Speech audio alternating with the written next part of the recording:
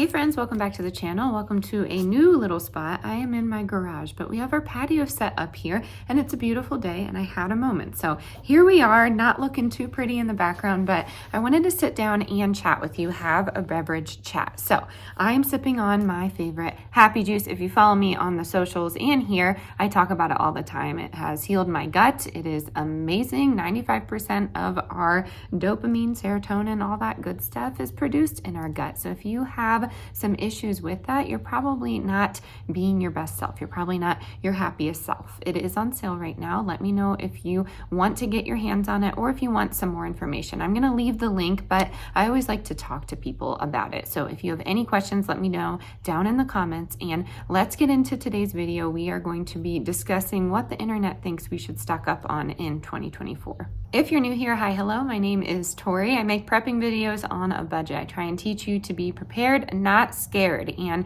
we take a positive approach to being prepared for every emergency. So if you like that kind of thing, definitely hit the subscribe button and give this video a big thumbs up if you enjoyed it, and let's get right into today's video. There seems to be a drone zipping around, so if you hear that, I apologize, but it's just that buzzing sound in the back of my mind that's kind of really bothering me right now, but we're gonna get through this video. So I have a few articles that I have selected, hand selected for this exercise, I guess we shall call it. We've been talking about food shortages for a very long time on the channel, and food shortages are happening everywhere. As much as you want to deny it, it may not happen in your area, but I always like to say it's not all about you. You can't speak for the rest of the world. I personally am seeing food shortages and I'm seeing inflation to the point where we can't afford most of the things that we used to get at the grocery store. So I am so happy I started prepping 3 years ago because I can just go down to my basement and shop my little grocery store down there. So if you're not seeing it as an emergency situation, see it as saving money, because we can all stand to do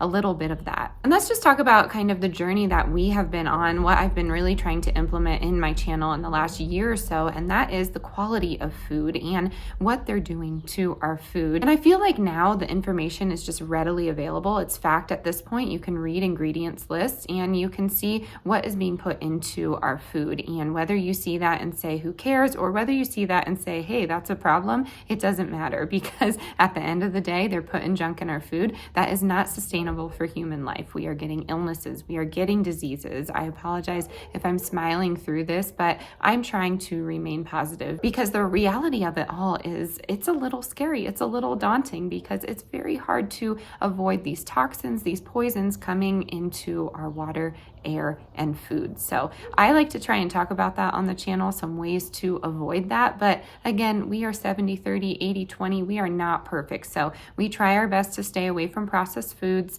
We try our best to garden what we need for the year. And we try our best to shop our sales and our discount stores so we can get things of quality and save it for later. So we like to preserve food. And I know a lot of us are interested in that right now. So if you have any questions about that, definitely leave it in the comments below. But here's the first article. Let's see if they are spot on or not. I am no expert. This is not my field of study, but this is just me showing you personally how I can do a little research and try and predict what's going to come in the future. So I know a lot of you like to do that. Let's see.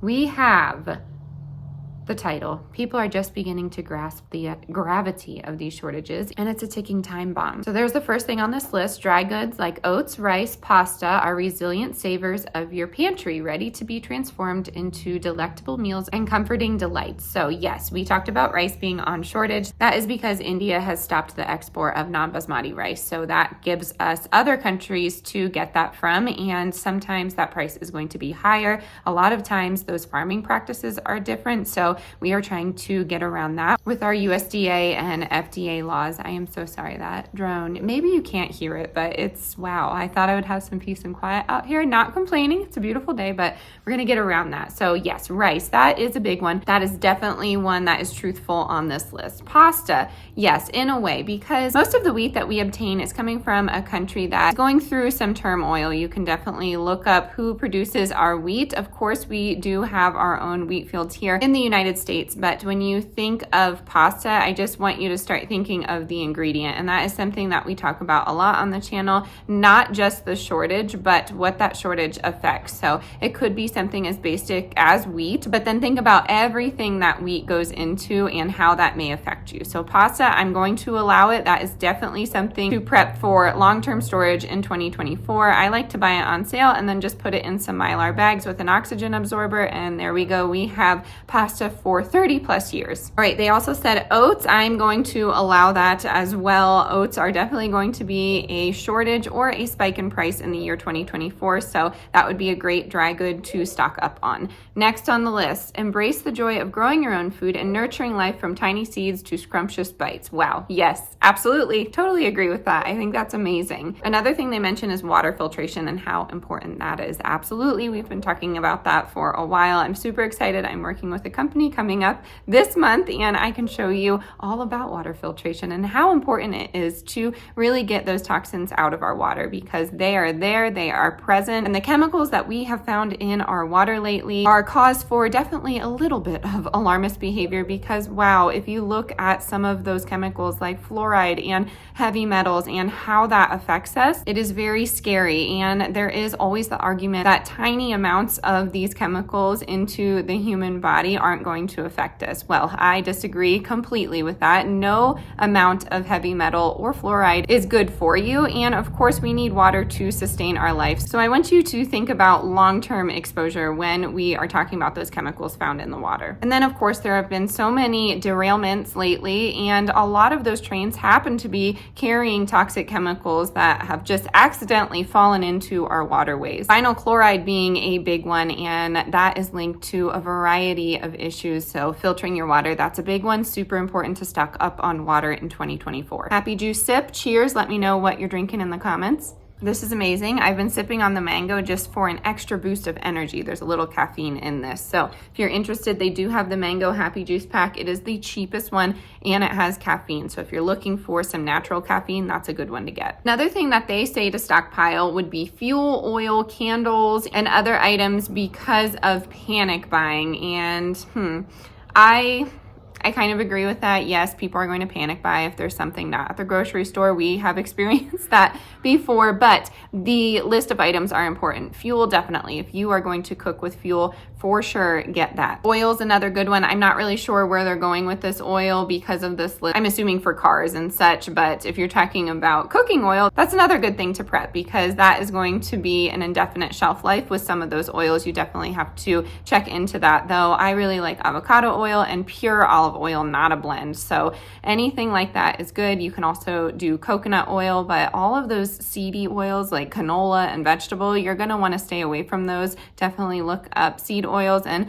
how they can affect your health, because at the end of the day, I would take no oil to any of those seed oils. Candles, of course, are a good one. You can cook with tea light candles. I have a video on that a little while back there, and candles are good to have in the event of an emergency. I suggest the 3-day candles. I have that linked in my Amazon storefront, but always wait until they go on sale. And then last but not least on this article, it says alcohol. Alcohol tends to vanish faster than a magician's rabbit. I will agree with that, or it goes skyrocket in price. So alcohol is wonderful if you enjoy a beverage here and there, but I like to stock up on alcohol so I can make tinctures out of the herbs and flowers that I'm growing in my garden. But you could use it for bartering, you can use it for cleaning, you can use it for wound care, depending on which one you get. You could even make extracts out of it, but little bottles of alcohol are great to have if you are making a tincture and you are curious about herbalism. Definitely take a course or find some of the books linked in my Amazon storefront, and it will tell you all about medicinal plants and herbs that you can use in the event of an emergency. All of my seeds are linked down below. You get a book and you get over 2,000 seeds for a very low price, and I always suggest grabbing 2 packs of those just so you have security for the future. They are non-GMO and they are heirloom seeds, so you can just plant and keep seed saving. It is the gift that keeps giving. All right, I have a new article now. This is from the Apartment Prepper, and they have corn as their first item, and I'm gonna agree with that, but this is one of those items that you need to take into account the item and how it affects other items. So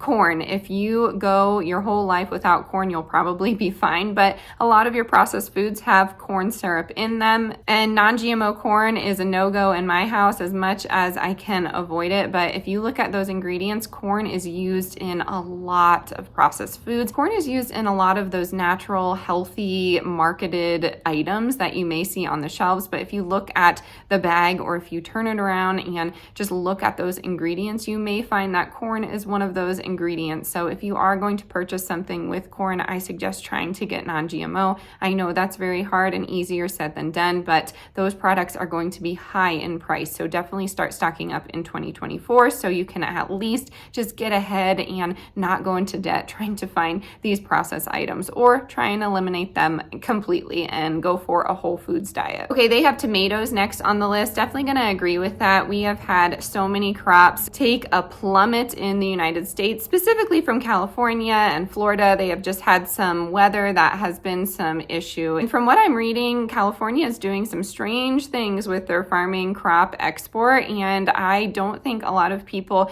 can avoid the laws that are getting set in place. So I'm not sure how much more of our produce will be coming from there. I think they will go to other states, and because those states are newer to the export of these crops, those prices might go up. So tomatoes are a good one. I always suggest trying to stock up on some sort of canned tomato, but honestly, we have been trying to get away from aluminum. BPA is just not a good thing. Even things labeled non-BPA should be taken into account, but BPA is a hormone disruptor and I don't think anyone should have it. So if you have the chance, definitely stock up on glass tomatoes. So Jovial makes a great brand, or you could grow some in your garden and then take them and water bath can them. If you're looking to water bath can, that would be a great way to start. Tomatoes are high in acidity, so they are able to be processed in the correct way according to the USDA. But if you're a Rebel canner, you can water bath can just about anything. I know I'm gonna have some pearl clutchers in the comments about that, but that's okay. We have survived all of the canning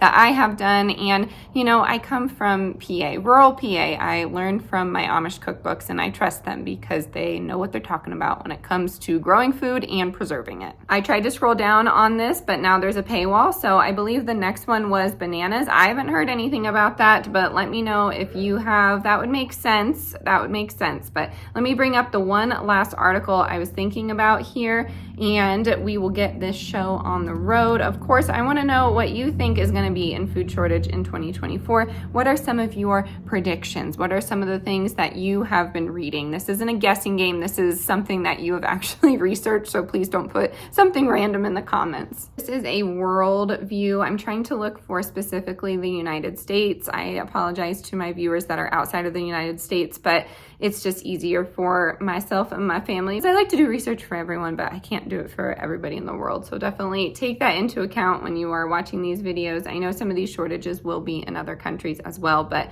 that's something to think about. So here nope, that's not it either. That's gonna be a global view. Okay, this next one is saying that frozen fish will be on the decline at your stores, or it will be coming up in price. And I believe that. I feel like there's some fishing practicing going on that just isn't the best for our society, and I feel like a lot of those waters are contaminated and people are starting to realize that. So I always say we try and stock up on wild caught salmon. Farm raised salmon is some of the most contaminated fish on our grocery store shelves, so that's something to consider. Even if you're getting canned tuna or canned fish, try and look for the wild caught. Some people say that it's all wild caught, and no, that's not necessarily true. I've seen plenty that are farm raised tuna. So that is going to wrap it up for foods that the internet is predicting for 2024 to be in shortage or high in price. So let me know how you feel about that. I just wanted to take this extra time to talk about things that are non-food related. So ammo is always a big one. We talk about that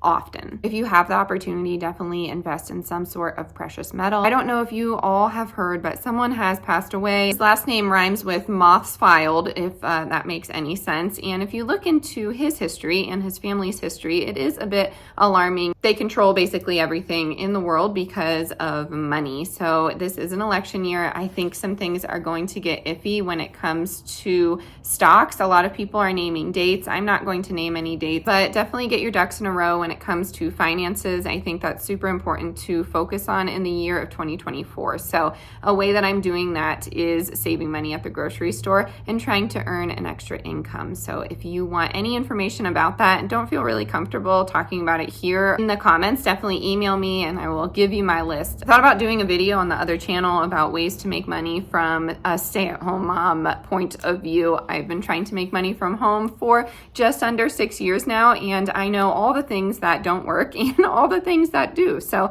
if you're interested in that, if you're interested in trying to make an extra income from home, I don't have one specific thing for you, but I feel like it's attainable and you don't have to take surveys or do anything like that. You just really have to put yourself out there, kind of like what I'm doing now. I have talked about on the channel some negativity that I have gotten, and I talk about it just openly to let everyone know that that does come with this kind of territory. But please know the positive is just so much better. The community in at least my comments are so amazing. Everyone is so positive. You know, you have some negative Nancy's here and there, and you also have tones in the text that may be misread. I definitely am guilty of that. I feel like it's very hard to interpret someone's intention just by reading a comment, so you do have to think about that as well. But you know, now's a great time to start a YouTube or start a blog. I always encourage everyone to do it. If you are waiting to figure it all out and then do it, sure, go ahead. But hey, you could just jump right in and have a fun community like I do now. So if you're interested in that and you want to know how to get started, just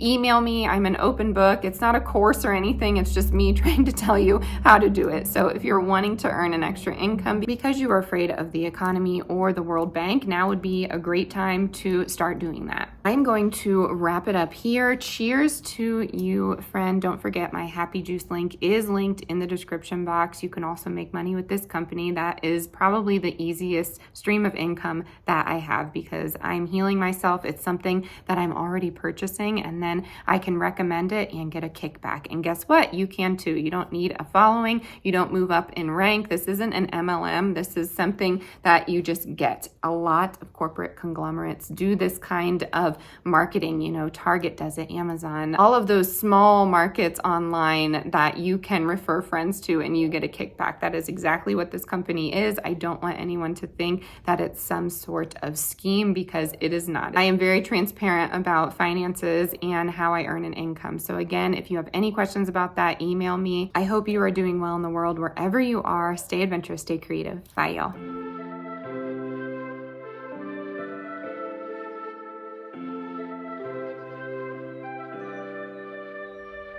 Something's in the air.